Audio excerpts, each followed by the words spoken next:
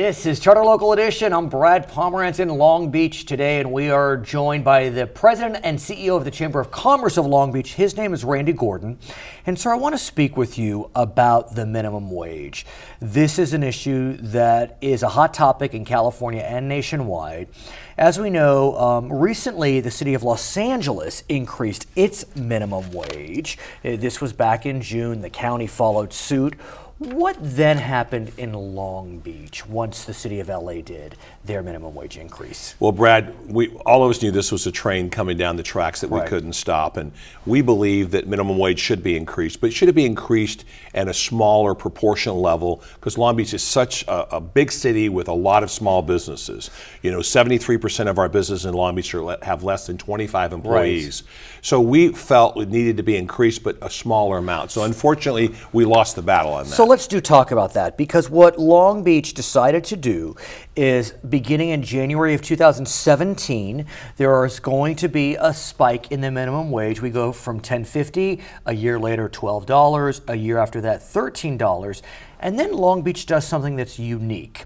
LA has not adopted this model. It engages in what after 2019? Basically, we're going to take a breath. Okay. We're going to slow it down, and the City Council wants to do a study, and that study will come back to say, okay, what's been the negative impact of this $13 an hour? Or a positive impact for that matter. Or positive impact. And at that point, they'll take a look at it, and some of the council members feel like this is the path to $15. We as the chamber say, no, hold on a second. Let's see what the survey is going to say in 2019. And I would mention, by the way, there is one caveat that for smaller businesses and nonprofits, so it's businesses under 25 and nonprofits, their schedule is delayed by a year. Yeah, the same steps, it's just by a year. So for example, the statewide minimum wage is $10 right now. If you're a small business owner under 25 or a nonprofit 501c3, what would happen is you would not go to $10.50 until January 1, 2018. So let's talk about the patchwork that is now LA County, because there are several cities that have taken the lead and followed the efforts of Los Angeles. Long Beach, like you said, Santa Monica's looking to go that path, Pasadena, we hear West Hollywood, Malibu, Glendale, Pomona. Then there's some that are thinking of going the other way, Santa Clarita, Palmdale, El Segundo, Torrance. How does that patchwork impact businesses in your mind? Well, first of all, Long Beach is surrounded by a lot of different smaller cities. None of those smaller cities have on their agenda to raise the minimum wage. And Orange County, exactly. Which is not impacted. Is not impacted. So Right. let's say that the statewide initiatives this November fail. We'll talk about that in a moment. If they fail, then what's going to happen, especially by January 1, 2018, we'll be at $12 an hour. Seal Beach, California, right over the bridge, is going to be at $10. If the wages But do you statewide feel fail. as if at a certain level that type of pressure will cause cities like Seal Beach and others to increase their minimum wage? I mean, look, there's a lot of pressure out there, and if you're at $12 in Long Beach and $10 in Seal Beach, you know, you're going to start having employees start to prefer Right. Long Beach, and that's to the benefit of Long Beach, no? And also a pizza is going to cost you $5 more in Long Beach versus Seal Beach. That's why we need a statewide minimum wage. Okay. But we need a reasonable statewide wage that goes up a little bit each year to allow small business owners to absorb it, Brad. So let's talk about the statewide proposals. You know that this November there, at this point, will be two initiatives on the ballot that are focused upon increasing the minimum wage statewide, no more regional approach. One of them would raise the wage to $15 by 2021 with inflation kickers afterward.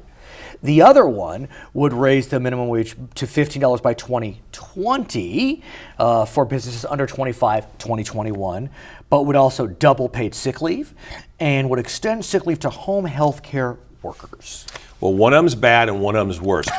Explain why you feel that, Well, sir. first of all, both of them are way too aggressive for small business owners up and down the state. We need a smaller increase in the minimum wage. But if We had it's- proposed 50 cents an hour, for example. But if it's uniform, couldn't one argue, and I'll take the position that you're taking, that the pain would be equal, and as a result, it would all work out in the end? The pain might be equal, Brad, but small restaurants, for example, their margins are so thin. Right. Their margins are so thin that any increase in the minimum wage is going to be a very negative effect, and it's going to become a job killer. Or what's going to happen, restaurant owners under 25, let's say I have 35 employees. Guess what? I've cut it to 25. Right. But is it a job killer in that, I hear you on that element, if that is the proposal that passes, but it's only a 1-year delay.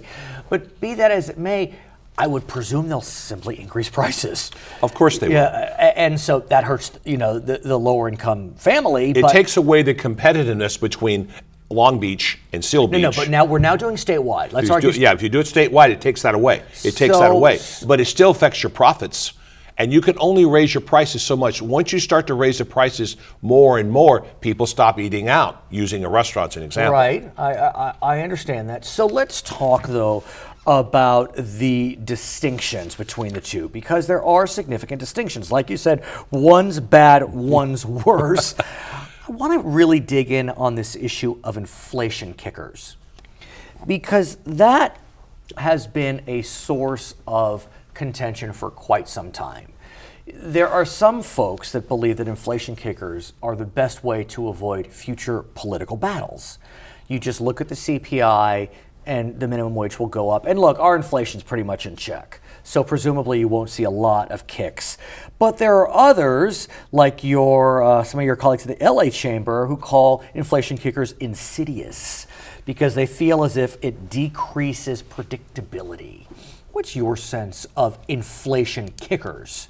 Well, first of all, some of us, very few people I know, automatically get a raise every single year, regardless of job performance and regardless of profitability of the company. Okay. If the company is not profitable, government is now forcing that company to increase the minimum wage by those inflation kickers or CPI every single year, regardless of your profitability. Once again, it's a free enterprise market that we live in. Let the small business owner handle that themselves, but government shouldn't be forcing that down their throat. But could it be this avoids the constant political battle? I mean, look what's happening in Washington.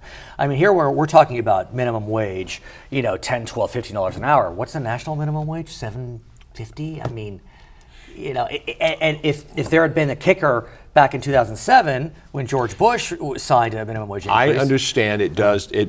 I give you that, that it does avoid those political battles, but it still affects the profitability of the small business owner, and it's still government telling the small business owner what they have to pay their employees. So where does the chamber go from here? Is the chamber more interested in uniformity statewide, or would you rather go at it alone, given the current environment? All things being equal, do you want the initiatives in the fall to pass?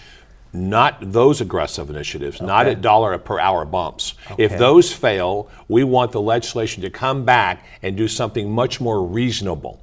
In other words, we're okay with a minimum wage increasing a small amount each year, but not a dollar per hour bumps. Here's the challenge, though. You look at election results for states that have put this issue to the voters.